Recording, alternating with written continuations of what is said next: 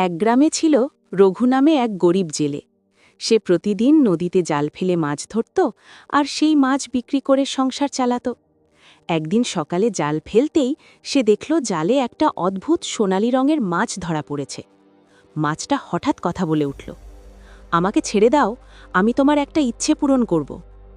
রঘু অবাক হলেও লোভ সামলাতে পারল না। সে বলল, আমার অনেক টাকা চাই। মাছটি বলল, বাড়ি গিয়ে দেখো। রঘু মাছটাকে ছেড়ে দিল। বাড়ি গিয়ে দেখে সত্যিই তার ঘরে টাকা ভর্তি। সে খুব খুশি হল, কিন্তু কিছুক্ষণ পরেই তার মনে হল, এত টাকা থাকলেও যদি বড় বাড়ি না থাকে তাহলে কি লাভ। পরদিন আবার সে নদীতে গেল, আবার সেই মাছকে ডাকল। মাছটি আবার এলো। রঘু বলল, আমার একটা বড় প্রাসাদ চাই।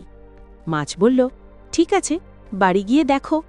রঘু ফিরে গিয়ে দেখে তার কুঁড়ে ঘরের জায়গায় বিশাল প্রাসাদ দাঁড়িয়ে গেছে, কিন্তু তাতেও তার মন ভরল না। এবার তার মনে হল, সে যদি রাজা হতে পারে তাহলে আরও ভালো। সে আবার নদীতে গিয়ে মাছটাকে ডাকল। মাছটি এবার একটু বিরক্ত হয়ে বলল, এবার কি চাও? রঘু বলল, আমি এই গ্রামের রাজা হতে চাই। মাছটি চুপ করে রইল, তারপর বলল, তোমার লোভের শেষ নেই রঘু, যাও বাড়ি গিয়ে দেখো।